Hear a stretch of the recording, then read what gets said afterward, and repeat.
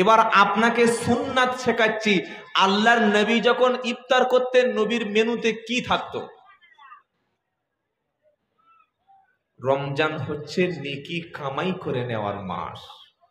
আর আমরা যারা ব্যবসায়ী, আমরা ভেবেছি রমজান মাসে লোকের বাঁশ দেওয়ার মাস। যে খেজুরটা এখন 60 টাকা, 3 দিন পরে ওটা হবে 150 টাকা। বলে ভাই খেয়ে দেখো, আজোয়া আজোয়া চিনিস?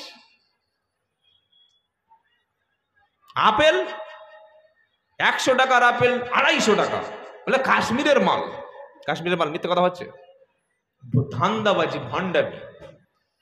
চিনির দাম ডবল, ছোলার দাম ডবল, তরমুজের দাম ডবল। কি হয় না? হয় না? দাম বেড়ে গেলে মাল কিনবেন না, দেখবেন এমনি দাম কমে যাবে। আর যদি আমরা সবাই কিনি, আর বেশিরভাগ এই কালোবাজারি বাদরামি গুলো করে একদল ভণ্ড অসাধু ব্যবসায়ীরা। তারা জানে যে যারা ইমানদার রোজাদার এরা তো ইফতার করবে, আর ইফতার করতে গেলে কলা লাগবে, ছোলা চিনি লাগবে, খেজুর লাগবে, আপেল লাগবে, নাশপাতি লাগবে, তরমুজ লাগবে, তাই তো নাকি?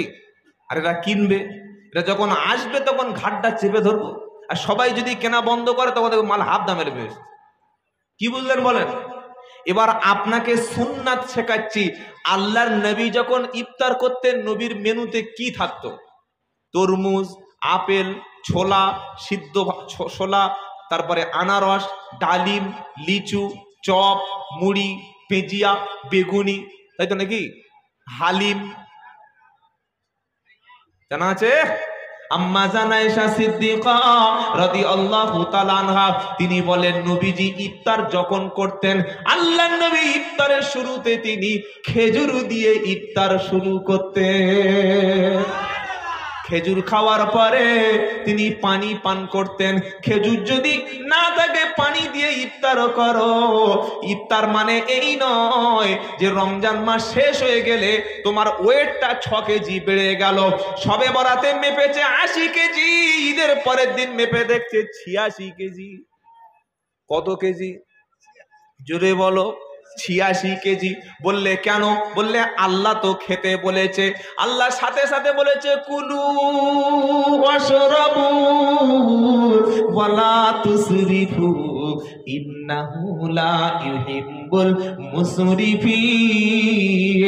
8 পারা 14 পৃষ্ঠা 2 নম্বর লাইনের 31 নম্বর আয়াত, সূরার নাম আল আরাব। কোরআন শোনাচ্ছে কুলু ওয়াশরাবু ওয়ালা তুসরিফু, খাও এবং পান করো, খাও এবং পান করো, ওয়ালা তুসরিফু, আর অপচয় করো না, নষ্ট করো না। কারণটা কি? ইন্নাহু লা ইউহিব্বুল মুসরিফিন। আল্লাহ তাআলা অপচয়কারীকে, খাদ্য নষ্টকারীকে, কোন অপচয়কারীকে আমার আল্লাহ কখনো ভালো। আর অপচয় করে যারা, তারা শয়তানের ভাই। বললে এটা কোথায় খুঁজে পাই? তো এবার কোরআনটা খোলা চাই। ইন্নাল মুবাদ্দিরিনা কানু ইখওয়ানাশ শায়াতিন ওয়া কানাশ শাইতানু লিরাব্বিহি কাফুরা। 15 পারা 3য় পৃষ্ঠা 13 নম্বর লাইনে 27 নম্বর আয়াত, সূরা বানী ইসরাইল। নাম্বারটা কেন বলছি? যাতে আমার ভণ্ডামিটা আপনারা ধরতে পারেন যে সত্যটা বললাম না মিথ্যা বললাম। যখন বক্তার বক্তব্য শুনবেন, ঘটনা যদি শোনেন, শুনবেন এটা হাদিস থেকে বলছে কিনা। বুখারী, মুসলিম, তিরমিজি, আবু দাউদ, নাসাই, ইবনে মাজাহ, মিশকাতুল মাসাবি, যত হাদিসের কিতাব আছে তার মধ্যে থেকে যদি প্রমাণ দিয়ে কথা বলে, বুঝতে হবে কথাটা নবীর কথা। যদি কোরআন দিয়ে কথা বলে, বুঝতে হবে কথাটা আল্লাহর কথা। বক্তার বক্তব্যের মাঝখানে যখন আল্লাহর কালাম থাকবে না, নবীর হাদিস যখন থাকবে না, তখন বুঝে নিতে হবে যেটা বলেছে আল্লাহরও না, রসুলেরও না, এটা বক্তারও মেডিন। বুঝতে পেরেছেন না? পারেন নাই? 2 ঘন্টা বক্তব্য করলো, একটা কোরআনের আয়াত নাই। মঞ্চে স্টেজে বড় বড় আলেম ওলামারা বসে আছে। কি বলছে রে হুজুর? ভিজিট কত? 18,000। তো 18,000 টাকা দিয়ে তোমার মতো ওরা মাল আনবো কেন? আমার ইমাম সাহেবের বক্তব্য করতে দেবো? এই বাবাজিরা, 18,000 টাকা বক্তাকে যদি একটা কোরআনের আয়াত না পাই, একটা হাদিস না পাই, হারামের টাকা না সুদের টাকা নাকি জলসা সরকারি টাকা? সরকার জলসা দিচ্ছে নাকি? হ্যাঁ, জনগণের টাকা। 10 টাকা, 5 টাকা, 20 টাকা, 20 টাকা, 2 টাকা পর্যন্ত লোক জলসা দেয়, দেয় না? দেয় না? এই যখন চাদর নিয়ে যায় লোক 2 টাকা দেয় না? এই টাকায় টাকা জমিয়ে জমিয়ে 18,000-এর মাল, কোরআন নাই, হাদিস নাই। 2 ঘন্টা চলে গেল। নামার সময় বলছে, বাবা তেমন কিছু বলতে পারলাম না বাবা, অনেক কিছু বলার ছিল। আল্লাহ যদি দয়া করে সময় দেয়, আগামীতে যদি আশেপাশে কোনো জায়গায় আসি, আবার 18,000 নেবো, আর এবার বলে যাব। তাই তাই তো নাকি? মানে পাশে এক জায়গায় কল ফুটে যাচ্ছে, কথা বুঝেছেন? আল্লাহ যেন এরকম ধাপ্পাবাজদের সামনাসামনি ধরার তৌফিক দান করে, বলুন আমি। এটা শুনে আপনাদের কষ্ট হলো নাকি? আপনি টাকা দেবে, মাল নেবেন, দেখে নেবেন না। ছাগল কিনতে গেছে, এই গরু কিনতে গেছে, গরুর দুধ খাবে বলে। গরুর দুধ vitamin, protein, mineral, fat, doctor বলেছে গরুর দুধ খেতে হবে। আপনাদের গরু হাট কোথায়? পাঁশকুড়ায়, চরঙ্গি। চরঙ্গি গরু কিনতে গিয়ে বললে কোন গরুর দুধ হয়? বললে জার্সি আছে, তারপরে সে বড় বড় এর গরু। কত দাম? 40,000 টাকা। কটা দুধ দেবে? বলে প্রত্যেক দিন কমপক্ষে 5 লিটার দেবে। তো একটা গরু প্রচুর দেখেছে, গরু খুঁজে খুঁজে খুঁজে খুঁজে কোনো গরুই পছন্দ হলো না। শেষে একটা গরু দেখছে এরকম লাল টকটক টকটক করছে, বুঝলেন, আর এরকম বাঁকা শিং, বলছে এই মালটা পছন্দ। ও কি মাল, মেল না ফিমেল ওটা দেখে নাই, ও শিং দেখে মারলে চলে এসছে। কি বাড়িতে এসে বউ বলছে কই গরু এনেছ? মেয়েরা তো চালাক হয়, এই কাঁচের গ্লাস দিন। মেয়েরা গরুর পিছন থেকে বলছো সত্যি এড়ে গরু, তো কি গরু, তো বক না মাল, তো তুমি দেখে আনো নি, কি মাল এনেছো? তোমার দুধ কই? বলছে আমার দুধ কেন, গরুর দুধ। বলছে গরুর দুধটা কই? ও থাকার দরকার 4টে, ওর তো আছে 2টো। কি বুঝলেন? ও দুধ দেবে? গরু কিনতে গিয়ে যদি ভালো করে দেখে নেন পুরুষ গরু না নারী গরু, মেল না ফিমেল, এড়ে গরু না গাই গরু, দেখে নিতে হয় না? হয় না? 40,000 টাকা দিয়ে মাল নিয়ে চলে এসছে, বাড়ি এসে দেখছে এড়ে গরু। দুধ দুইতে গিয়ে এমন লাথি মেরেছে, দাঁত উড়ে চলে গেছে। তো যাকে দুধ নেবে বলে এনেছেন, মালের দুধ আছে। আল্লাহ আমাদের সত্যটাকে মারার তৌফিক দান করুক, বলুন আমি। জাতি ঠকছে। ইমামের 10,000 টাকা বেতন দিলে হুজুর গরিব এলাকা একটু কম করে নেন, আর বক্তার টাকাটা গুনে দিয়েছেন, গুনে দিচ্ছেন, দিন, আমাকেও গুনে দেবেন। কিন্তু আপনি কি নিলেন, আপনি কি পেলেন, আপনার সমাজে কি দিল, এটা একটু ক্যালকুলেশন করবেন। এটা বললে আমি জানি এখানে জীবনে কেউ দাওয়াতও করবে না, আর আল্লাহর রহমতে একবার যেখানে আসি ওই শেষ আসি, জীবনে আর সেখানে যাই না। বাবাজিরা, আপনাদের কষ্টের টাকা, মেহনতের টাকা গুনে নেবেন, গুনে দেবেন, কাজ নিয়ে নেবেন। কথা মনে থাকবে? কথা মনে থাকবে ইনশাআল্লাহ। তো যে কথাটা আপনাদের শোনাচ্ছিলাম, রমজান মাসে তারাবিতে আল্লাহ তাআলা কি সিস্টেম সুন্দর চালু করে দিয়েছে। আল্লাহর নবী রমজান মাস আসলে কোরআন পড়তে শুরু করতেন, সুবহানাল্লাহ বলেন। রমজান মাস শুরু হলো, নবীজি কোরআন পড়তে শুরু করেছেন। কেমন ভাবে কোরআন তেলাওয়াত করবে, আল্লাহ পাক তার হাবিবকে শোনাচ্ছেন, ইয়া আইয়ুহাল মুযাম্মিল কুমিল লাইলা ইল্লা কালিলা নিসফাহু আও ইনকুস মিনহু কালিলা আও জিদ আলাইহি ওয়া রাত্তিলিল কুরআনা তারতিলা।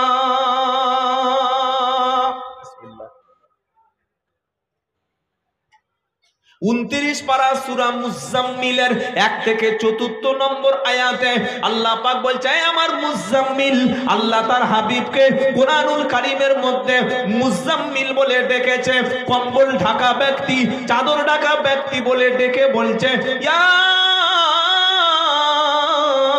আইয়ুহাল মুজাম্মিল, হে আমার প্রিয় মুজাম্মিল, হে চাদর ঢাকা ব্যক্তি, চাদর বলা, কামলি বলা, রাত্রে বেলা শুয়ে থেকো না, উঠে পড়ো রাতের বেলা, নামাজেতে দাঁড়িয়ে যাও, খুশি হবে রব্বানা। জোরে বলেন। রাতের কিছু অংশ ঘুমিয়ে অর্ধেক অংশ তুমি দাঁড়িয়ে যাবে, সেটা যদি সম্ভব না হয় তার চাইতে একটু কম অংশ তুমি তোমার আল্লাহর সামনে দাঁড়িয়ে যাবে। নবীজি রমজান মাস আসলে পুরো মাসটা তিনি ইবাদতের মাধ্যমে মশগুল করে নিতেন। রমজান মাস আসলে ইফতার খাবেন কম, ইফতার খেতেন কম, সাহারি খেতেন কম। রমজান মাস মানে খাওয়া না, রমজান মাস মানে ভুঁড়িটা বাড়িয়ে নেওয়া না, রমজান মাস মানে অনেক মুসলমানের ধারণা দুপুরে তো খাওয়া হলো না, ইফতারিতে এত আইটেম করব ভুঁড়ি যেন কমে না। আল্লাহ এজন্য রোজা দেয় নাই। কেন রোজা এসেছে? আল্লাহ পাক শোনাচ্ছে, ইয়া আইয়ুহাল্লাযীনা আমানু কুতিবা আলাইকুমুস সিয়াম কামা কুতিবা আলাল্লাযীনা মিন ক্বাবলিকুম লাআল্লাকুম তুমি বলো হুজুর তুমি টাকা নেবে তাত্তাকুন, তাই তো নাকি? দ্বিতীয় পারা 7 পৃষ্ঠা 13 নম্বর লাইন 183 নম্বর আয়াত, রোজার কথাটা এখান থেকে চালু হচ্ছে। আল্লাহ বলছে, ইয়া আইয়ুহাল্লাযীনা আমানু, হে বিশ্বাসী ঈমানওয়ালা, তোমরা যারা ঈমান এনেছো, আল্লাহকে আল্লাহ বলে মানি, এই কথাটা স্বীকার করেছো, কুতিবা আলাইকুমুস সিয়াম, তোমাদের উপরে রমজানের রোজাকে ফরজ করা হলো।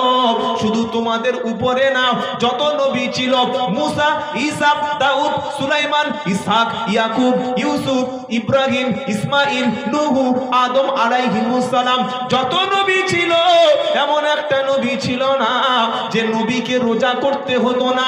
প্রত্যেক নবীর উপরে কিছুটা না কিছু রোজা ফরজ ছিল। কেন রোজার হুকুম দিল? লাআল্লাকুম তাত্তাকুন, যাতে করে তোমরা মুত্তাকি হতে পারো, পরেজগার হতে পারো। রোজার দ্বারায় তোমরা আল্লাহর কাছাকাছি যেতে পারো, রোজার দ্বারায় তোমরা খোদা ভীরু হতে পারো।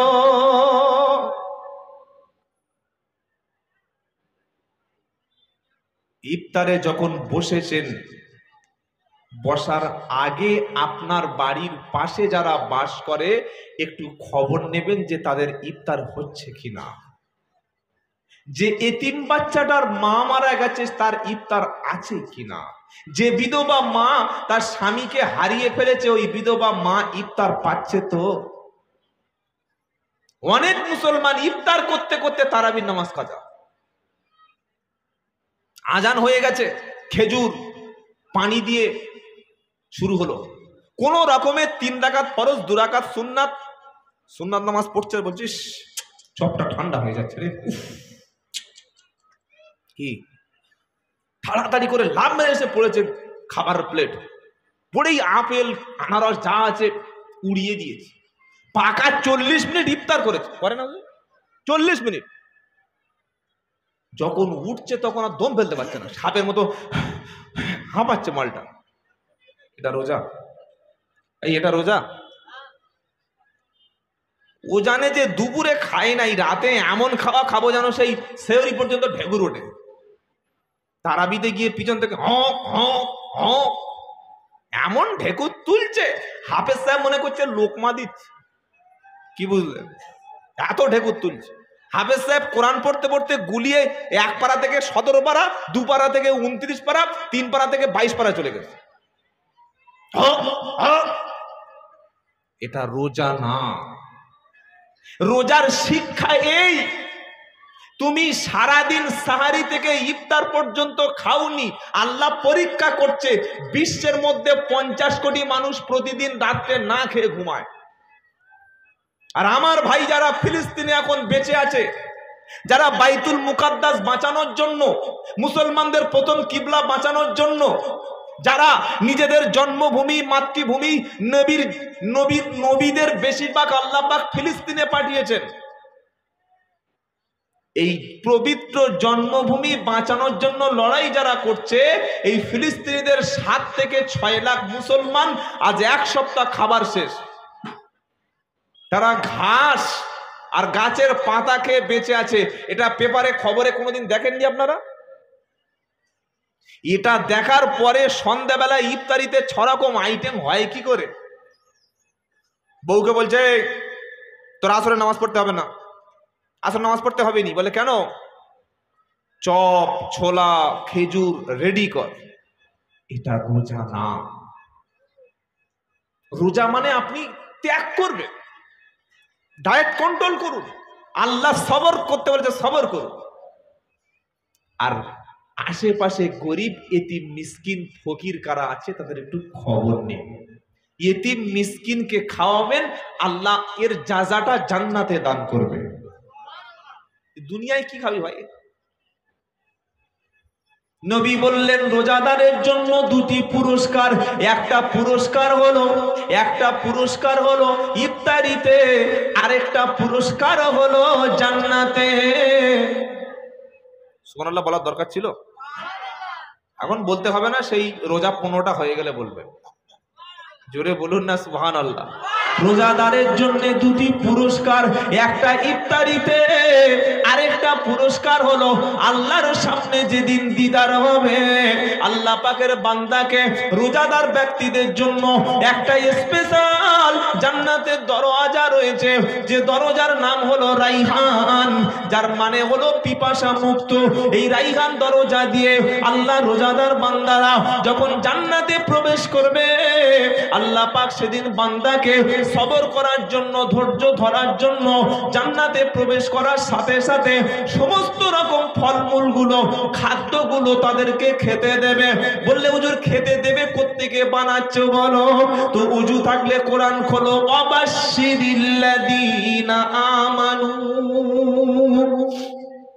ওয়া আমিলুস সালিহাতি আন্না লাহুম জান্নাতুন তাজরি মিন তাহতিহাল আনহার খালিদিনা ফিহা কুল্লামা রুজিকু মিনহা মিন থামারাতির রিজকা ক্বালু হাদাল্লাযী রুজিকনা মিন ক্বাবলু ওয়া উতুবিহি মুতাশাবিহা ওয়া লাহুম ফিহা আজওয়াজুম মুতাহহারাতু ওয়া হুম ফিহা খালিদুন।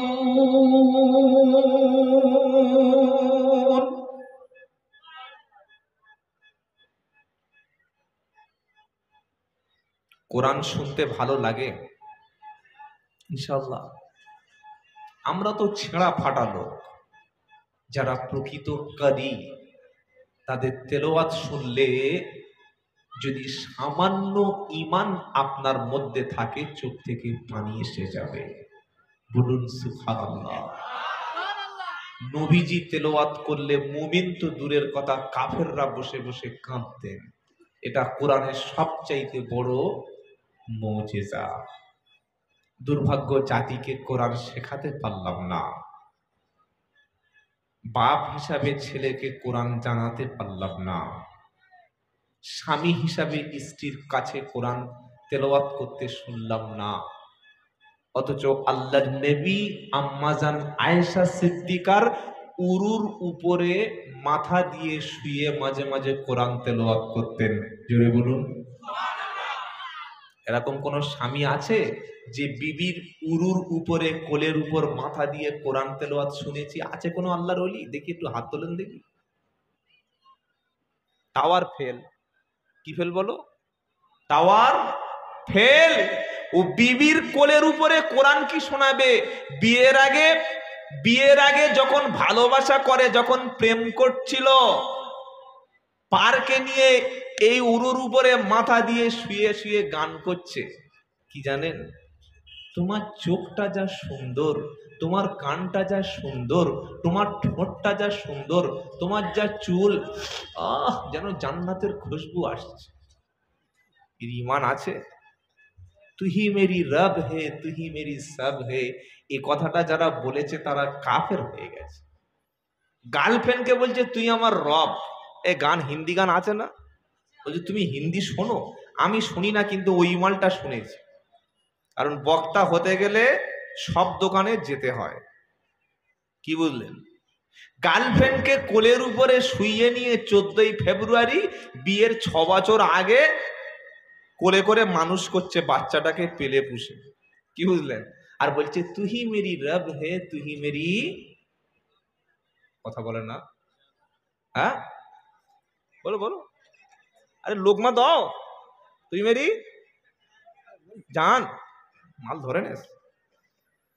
এই বাবাজিরা, আল্লাহ ছাড়া কাউকে রব বললে ঈমান থাকবে?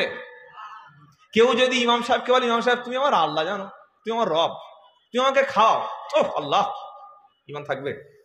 কেউ যদি বউকে বলে সত্যি বউ, ও বাবা তোমার খুব ভালোবাসি জানো, আল্লাহর মতো ভালোবাসি, ঈমান থাকবে?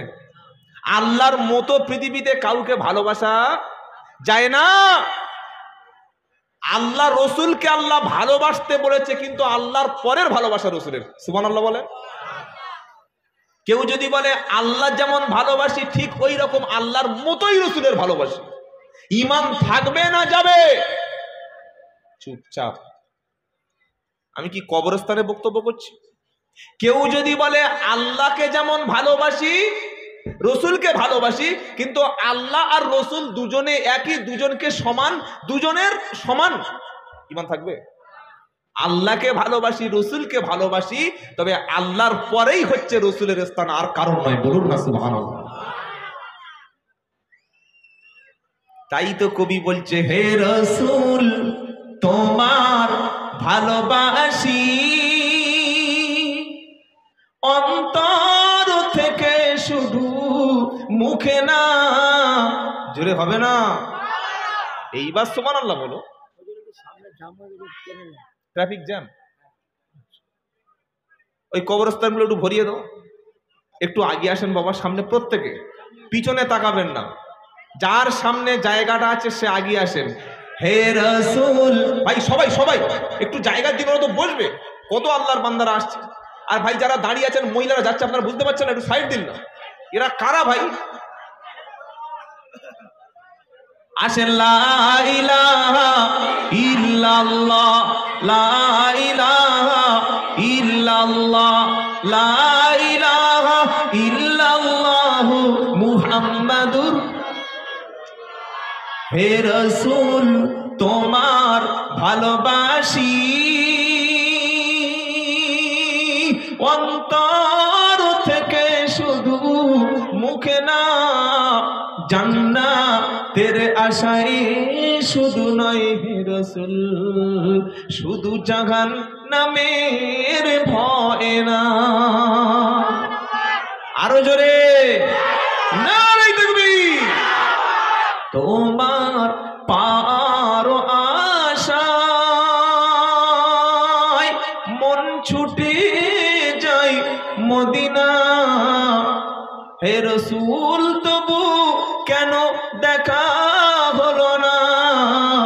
হে রাসূল তোমার ভালোবাসি, অন্তর থেকে শুধু মুখে না,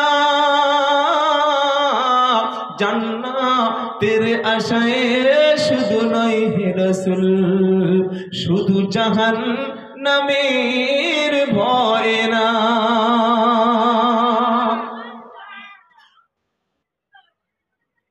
এই রাসূল সাল্লাল্লাহু আলাইহি সাল্লাম সেদিন আমাদের পক্ষে সাক্ষী দেবে। বলুন সুবহানাল্লাহ। যারা এসেছেন, আসছেন, আসবেন, আল্লাহ তাআলা সবার অন্তরে যেন রাসূলের মহব্বত, সবার চরিত্রে নবীর সুন্নাত পয়দা করে দেয়। বলুন আমিন। নবীর কাছে সবচাইতে কে থাকবে জানেন? যার মধ্যে রাসূলের সুন্নাত বেশি আছে, যার চরিত্রে, যার খাওয়াতে, শোয়াতে, ঘুমানোতে, বিয়ে করতে, চাষবাসে, লেনদেনে যার জিন্দেগিটা নবীর পরিপূর্ণ অনুসরণ করে, সেই ব্যক্তি কিয়ামতের দিন নবীর সবচাইতে পাশে থাকবে, কাছে থাকবে। আর মুখে ইয়া রাসূলুল্লাহ তোমার ছাড়া বাঁচবো না, মনটা যেন মদিনায় উড়ে চলে যায়, আর ফজরের সময় লুঙ্গি খুলে পড়ে আছে, খবর নাই, ওমাল নবীর কাছে চান্স পাবে না। কি বুঝলে? 12ই রবিউল আউয়াল নবী দিবস হয় বাবা, হয় হয়। সেদিন দেখবেন আশিকে রসুল পাড়ায় ভরে গেছে। আর ফজরের সময় যে কটা লোক তার আগের দিন ছিল 12 জন, আর মুয়াজ্জিনের ধরে 13 জন, ওই কটা হচ্ছে আসল আশিকে রসুল। 6টা ছেলে জন্ম দিয়ে যদি বাপ যদি ভিক্ষা করে খায়, আর ছোট বেটার বাড়িতে যদি মাঝে মাঝে খায়, তো এই 5টা জন্ম দিয়ে বাপের লাভ হয়েছে? বলেন না, লাভ হয় নাই। সকলে বলুন আজ থেকে 5 ওয়াক্ত নামাজ পড়বো, বলুন ইনশাআল্লাহ। আমরা আমাদের ভাইয়ের সঙ্গে, বোনের সাথে, প্রতিবেশীর সঙ্গে ভালো আচরণ করব, কখনো গালি দেব না, কারোর গীবত করব না, অপরের সম্পদ আত্মসাৎ করব না, বলুন ইনশাআল্লাহ। হাক্কানি আলেম ওলামা, হাফেজ, ইমাম, আল্লাহর হাক্কানি ওলি যারা, তাদের ভালোবাসবেন, সম্মান করবেন, আল্লাহ সম্মান বাড়িয়ে দেবে, বলুন না সুবহানাল্লাহ। যেটা শোনাচ্ছিলাম, রোজাদার ব্যক্তি রোজা করে জান্নাতে চলে গেছে, যাওয়ার পরে আল্লাহ সেখানে তাকে ফল দিচ্ছে, খেতে। কি দিচ্ছে? ওয়াবাশশিরিল্লাযীনা আমানু ওয়া আমিলুস সালিহাতি আন্না লাহুম জান্নাতুন তাজরি মিন তাহতিহাল আনহার খালিদিনা ফিহা কুল্লামা রুজিকু মিনহা মিন সামারাতির রিজকা ক্বালু হাদাল্লাযী রুজিকনা মিন ক্বাবলু ওয়া উতুবিহি মুতাশাবিহা ওয়া লাহুম ফিহা আজওয়াজুম মুতাহহারাতু ওয়া হুম ফিহা খালিদুন। প্রথম পারা সূরা বাকারার 25 নম্বর আয়াতে আল্লাহ পাক বলছে সুসংবাদ হলো জান্নাতের ঈমানদারদের জন্য। জোরে বলো, যারা লা ইলাহা ইল্লাল্লাহ মুহাম্মাদুর রাসূলুল্লাহ এই কলেমাটা পড়ে নিয়েছে, আজান হলে মসজিদে চলে গেছে, রমজানের রোজাটা ধরে নিয়েছে, সুদ ছেড়ে দিয়েছে, রাসূলের সুন্নাত যার জিন্দেগিতে ছিল, বিবিকে বাচ্চাকে কোরআন শিখিয়েছে, বিবিকে পর্দায় রেখেছে, আব্বা আম্মাকে আল্লাহর জন্য ভালোবেসেছে, যারা কোরআন শোনাচ্ছে, জান্নাতের সুসংবাদ প্রাপ্ত হলো তারা। আমি আল্লাহ, ইহুদি জমিনে আছে, খ্রিস্টান আছে, হিন্দু আছে, মুসলমান আছে, বেদিন আছে, সমস্ত দলমত সবাই আছে, কিন্তু আল্লাহ সৃষ্টির মধ্যে সবচাইতে উত্তম কারা তোমরা কি জানো? কোরআন বলছে কারা বলো? তো আল্লাহ পাক শোনাচ্ছে ইন্নাল্লাযীনা আমানু ওয়া আমিলুস সালিহাতি উলাইকা হুম খায়রুল, হাফেজ সাহেব যারা আছে বলুন খায়রুল বারিয়া রাদিয়াল্লাহু আনহুম ওয়া রাদু আনহু। জোরে বলো সুবহানাল্লাহ। আল্লাহ কাদেরকে ভালোবাসে, আল্লাহ কাদের উপরে রাজি?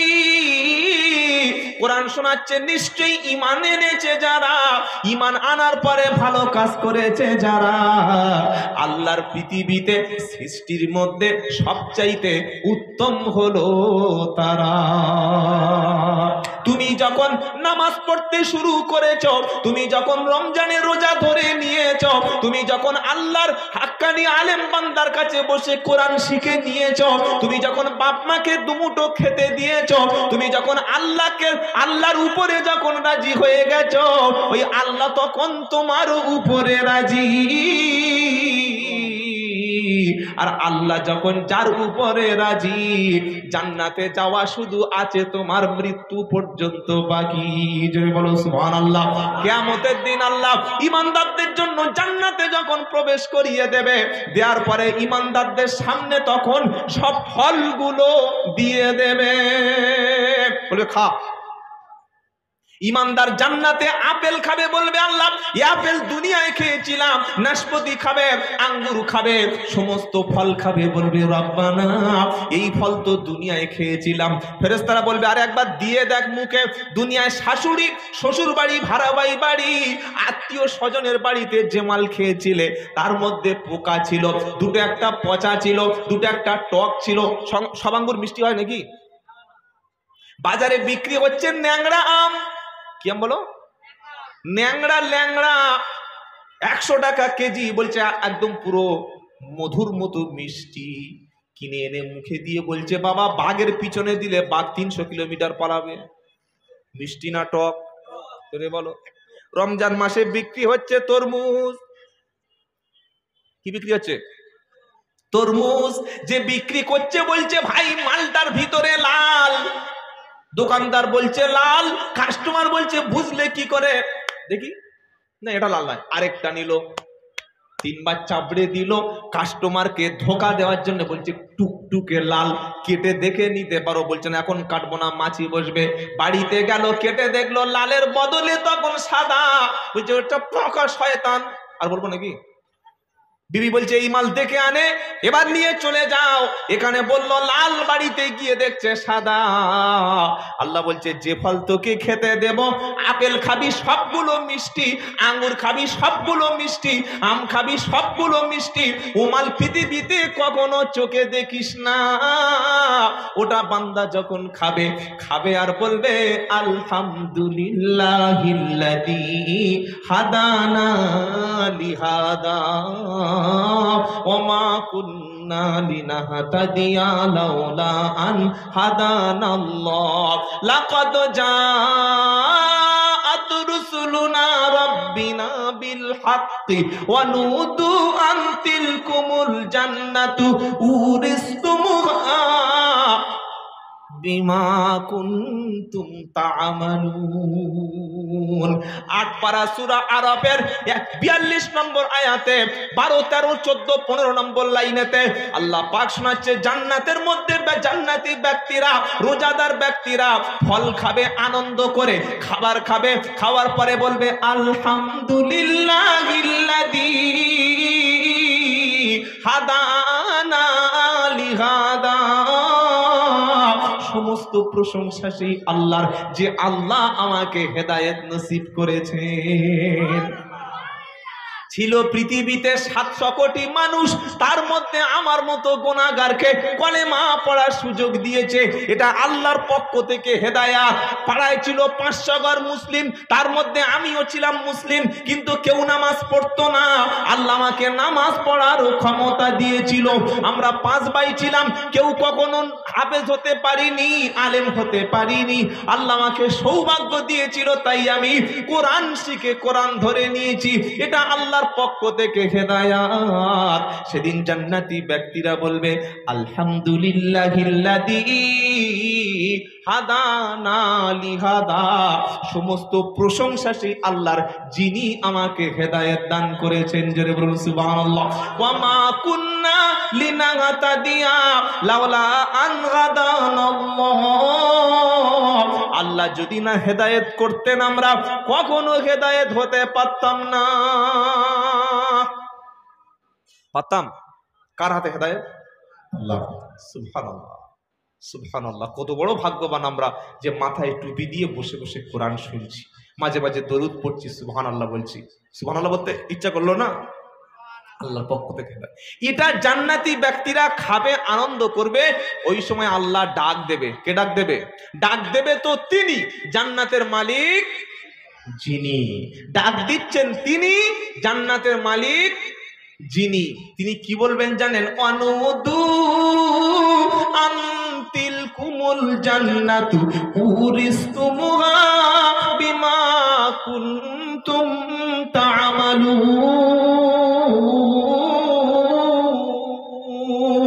আল্লাহ পাক সেদিন বলবে, হে জান্নাতবাসীরা, তোমরা যে জান্নাত পেয়েছো আমি আল্লাহ জান্নাতের ওয়ারিস তোমাদের বানিয়ে দিলাম। তোমরা যে ভালো আমল করেছিলে তার বদলা হিসাবে এই জান্নাত বানিয়ে দিলাম। জোরে বলেন। বললে হুজুর আর কি পাবো? আর কি আছে জান্নাতে যদি রোজা করতে পারি?